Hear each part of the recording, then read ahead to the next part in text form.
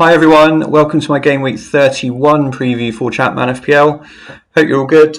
Hope you enjoyed Game Week 30. Bit of a mixed bag. I think fairly predictable results, but not too many goals around. I don't think there were too many big scores around this week. Top captain picks didn't do a huge amount, although did chip in here and there. Lead has really been cut at the top. I think the first page is reflective of what I just said. Sort of nobody in the 80s, 90s in the sort of front pack. Lead really been cut now. James Anderson at the top, 48 this week. Ballsy captain pick. That was a bit unlucky. The ball ended up playing in midfield rather than up front, as he normally does at home, didn't he? So, a bit unfortunate that one. Aston was given a run out, wasn't he? So that shifted everybody around a little bit, and the ball ended up in midfield for that game. A bit unfortunate with that. Ballsy pick to make out in front, and that's allowed Jordan's team, FPL Draw, to cut the lead a bit. So what did he do? Captain Phillips, very nice. Rickard, great pick, smashing it away from home again. Decent points in midfield as well. I think that was rare this week to see that many points in midfield. I think a few people out there have got Hendry, I saw a few people transferred in Carboni this week, but not huge amounts. I think in general the midfield kept the scores down this week. Not too much going on. And in terms of the game week, 87. So not as big as we've seen some other weeks. So well played to get a big score on a week like this. I think Heskey captain, loved that. It was a good home game for Liverpool with the injuries they've got. He was fairly nailed to play. So like that as a differential captain pick, very good. A bit of a wall at the back as well. Host of clean sheets at the back. That was my saving grace this week. I ended up on 58 with a -4. Completely unnecessary -4. I took to Phillips to Larson. Viduka to Phillips. What am I talking about? So that's left me. Where am I? Down here somewhere. I'm looking at the game week.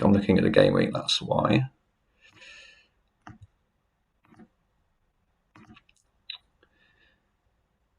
There I am, 60th. So I said I was on Craig Kemp's pod last week, and I said I was scared about the position I was in, having Viduka and Larson, because I didn't really want them both anymore.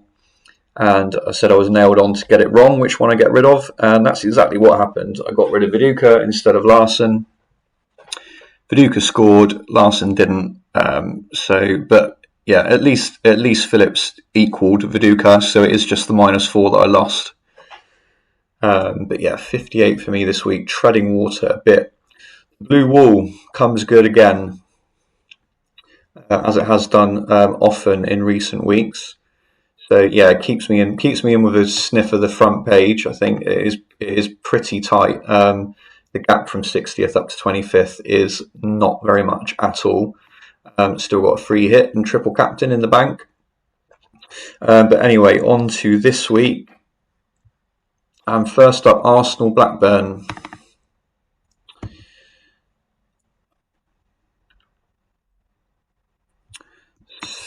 So it would help if this was on this screen, wouldn't it? So Arsenal will attack at home. Blackburn will play their silly defensive tactics in this game. So Blackburn played sort of two flavours of defensive away from home. Against the lesser teams, they are defensive, but they do counter-attack. They don't have men behind the ball. They play a sensible formation, all that kind of thing. But in these games, the big away games, they are kind of super defensive. Men behind the ball, no counter-attack. And they play with a more defensive formation and more defensive arrows.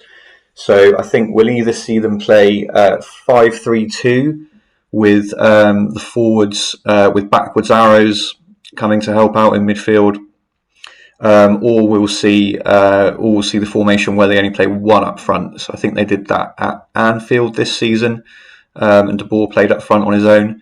So it'll be one of those two kind of ultra defensive tactics from Blackburn.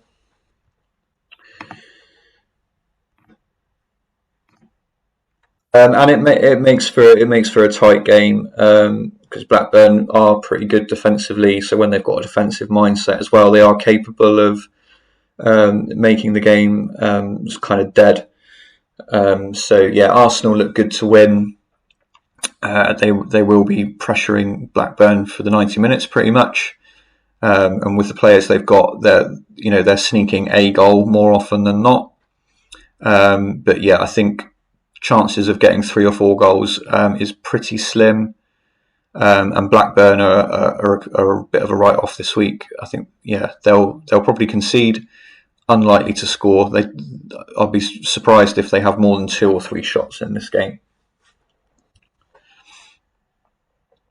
So an Arsenal win, but not big numbers, I think is the way to see it. And yeah, reflected here, Henry's still the main man. If he gets a goal in a 1 or a 2-0 win, that's still all right, isn't it? I just think if you're looking for a big captain haul, there's maybe other places to look this week.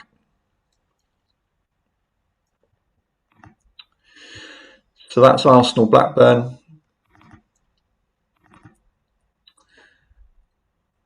Bolton Spurs. Bolton will attack at home. Spurs will play normal away. And this is wing backs against Spurs' 4-4-2. So Spurs have got a little bit of an overload out wide. So they are scoring some goals in this game. Bolton edging it as the home team, slightly more aggressive tactic. But yeah, not a huge amount in it. I think both teams to score is the play, but without a massive ceiling probably. So yeah, don't like either defence in this game, and attacking wise, wouldn't rule either team out scoring a goal. And as I say, Spurs 4-4-2 against Bolton's wing back formation. Perhaps it's another good game for Ziga. Maybe Anderton on the other side as well. Possibilities.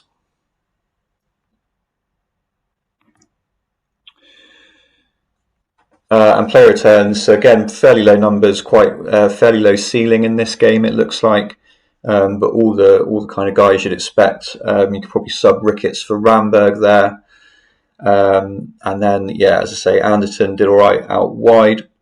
Rebrov, the main man, sort of in the middle, but yeah, not huge numbers.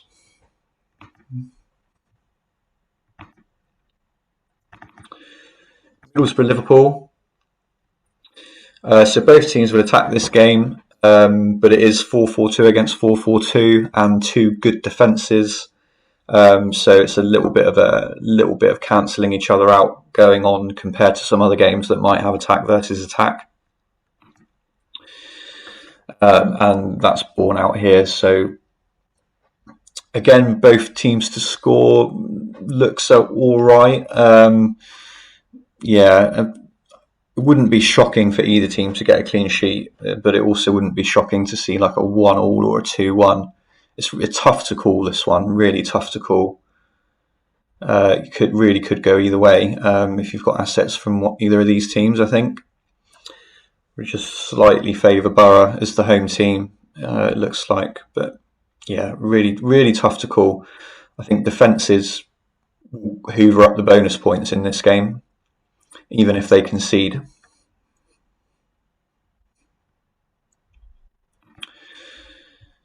And player returns then, again, fairly low numbers. Johnson and Cepedas, all the midfielders. So yeah, Liverpool got really good centre-backs, haven't they? Hippier and Honcho. So tough afternoon for Boxic and Rickard, I think. And then same on the other side. Heskey will be up front again for Liverpool, won't he? But I think Southgate will be his opposition, so not easy at all.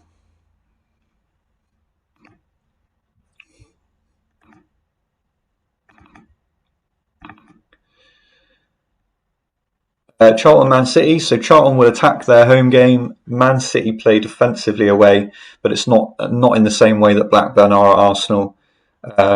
It's they will counter attack. They won't have men behind the ball. They'll play with a 4-4-2 formation, so it's not so bad. But it does mean that they're not smacking Charlton about maybe as much as you might expect them to. Not as much as you expect them to, if Man City were at home, definitely. And Charlton are edging this one with the more aggressive tactic. Charlton look decent to score a couple, don't they? They've got a clutch of blanks here, but they've still scored twice. Once, 2, 3, 4, 5, 6, 7, 8, 9 times Charlton have scored twice. Or if you include the 3, 10 times. So 50% of the time Charlton have scored 2 or more. So yeah, not a bad home game. See, Man United are blanking this week, along with Millwall. So if you're having to play someone like Dinser or Brian Hughes, guys like that, it could be a lot worse than this. It's fallen quite nicely actually if you've got a cheap Charlton asset that you need to play. And Man City. Yeah, I mean it's Charlton, so you never know. They've been so bad in our sim. They're always bad in my sims as well, to be fair. And it's still come out like this. But there's a chance they could score a goal or two. But don't fancy them for a clean sheet though at all. And player returns, decent game for Yule. I think Yule and Bartlett up front. One Chop again, it is Charlton, so I wouldn't expect One Chop to go out and score a hat trick, but you wouldn't be surprised if he got something in the game.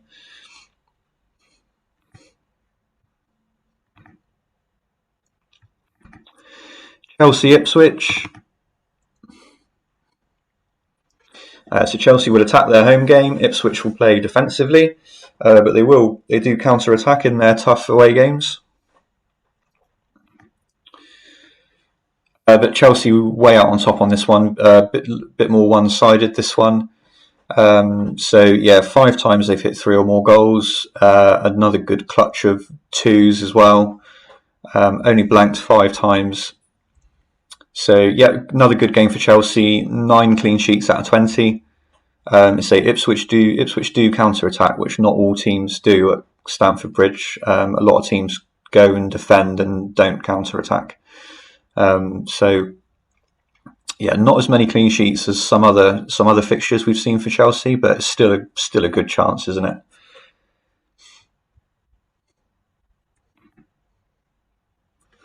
And returns, Good Johnson, Forsell, Zenden, Carboni. I mean, if I asked you to guess 4 from Chelsea, that's probably who you'd go for, isn't it?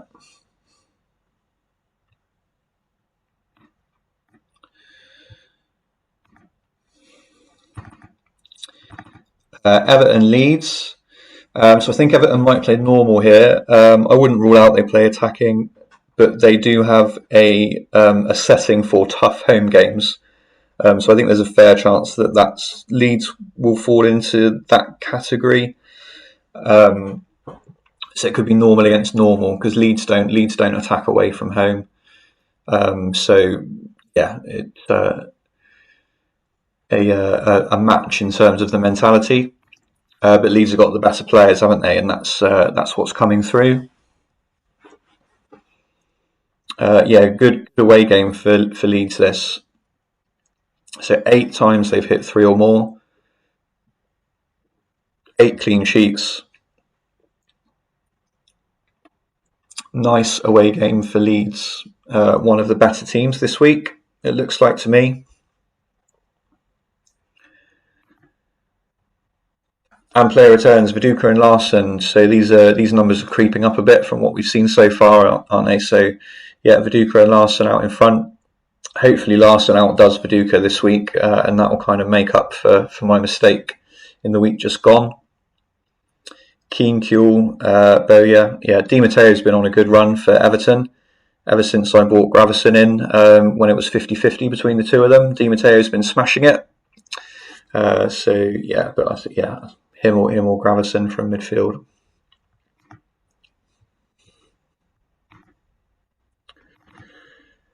Newcastle, Sunderland.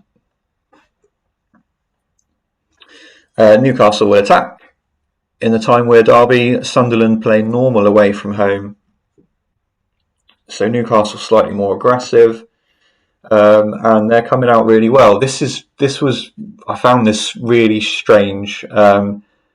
Almost every game, either Stephen Hughes or Kieran Dyer would smash this game. I've tried to make sense of it. I've looked in the editor to see what their big game mentality is, because this will be a big game for Newcastle because it's the derby, all that kind of thing. But yeah, I don't know. It's just, I guess it's just a good home game for Newcastle. They're attacking. The opposition are kind of in that normal passive thing, so they're not. It's not like playing Man United at home, where Man United are really, really good and they're attacking, so they just batter Newcastle. And it's not someone like Blackburn who will come and defend. And Newcastle struggle to break it down with their long ball. It's kind of right in the middle. It's a normal mentality. It's like not one thing or the other. And Sunderland aren't really one of the top teams either. So I guess all that together means that this is all right for Newcastle, and they're doing really well. So yeah, there you have it. Only one blank. 6 times out of 20, they've scored 3 or more. They've scored 4 or 5 a few times. And yeah, as I said, Dyer and Hughes just really dominated the maximum bonus. And the returns as well. Yeah, it's strange, but perhaps I'll just go with it. It's getting towards the end of the season. These are my sims. Just back it. I think, yeah, maybe we'll see. We'll see what the league does and all that kind of thing.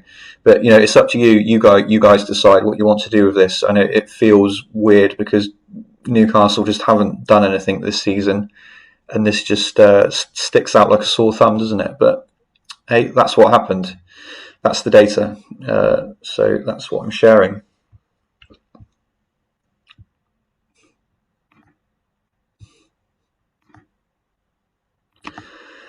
Aston Villa, Leicester. So this one is a bit more as expected, I think. Villa will attack at home, and Leicester have it in them to play attacking away from home as well. So yeah, this has got all the ingredients for some goals, isn't it? You've got the home team is the better team. The away team aren't going to try and kill the game, so it really opens it up for the home team to score some goals. 8 times out of 20, they've hit 3 or more. 12 clean sheets as well. Leicester struggling a bit, but yeah, with they're not going to come and defend, so they do give themselves their little chance of scoring some goals. So 5 times they've scored twice, so can't rule it out. And player returns, Dublin, player of the week by a bit of a distance for me. Angel, also really good. Yeah, midfield as well. Good. Hadji, Hendry, Thompson. I think anyone from Villa that you think is going to play this week is a really good pick. Standout game of the week, I think. Villa home to Leicester. And not a million miles behind, Watford at home to Derby. So Watford will attack. Derby will play normal. Watford play 4-4-2 against Derby's. So we know we've spoken about it countless times now, haven't we? Wingers against Derby, and Watford do have the 4-4-2 formation that seems to punish it more than anything else. And they're coming out well on top. Again, 8 times out of 20. They've scored 3 or more goals. Not so many clean sheets as Villa, but the goal scoring is almost as good. And Derby, look like they're going to lose this game, but they might score a goal along the way. They've only blanked 5 times, not too bad. Yeah, high ceiling for Watford. And player returns, so Helgeson out on top. Nordin Ruter, so I don't think he's even in the game in our sim, because I don't think he's featured, but yeah, 2 hat-tricks there were in this to get his 11 returns. And where was he playing when he got those 2 hat-tricks? He was playing right midfield. So yeah, the name isn't really the important thing there. It's just it's highlighting what we already know, that the wingers can do well against Derby. So if that's Joe Tessum this week, I think he's a good pick. Petkov will be playing on the other side on the left, so he's a good pick as well. So yeah, maybe if you've got Petkov, I think he's a captain candidate this week. If you don't have a Watford player and you can't, you don't want to be shuffling your forwards around to get Helgeson, whoever plays on the right could be a cheaper option, say if it's Tessum. Or if you want to go for someone different to Petkov, just go for the guy on the other side perhaps. But obviously Petkov has got the advantage of having set pieces as well.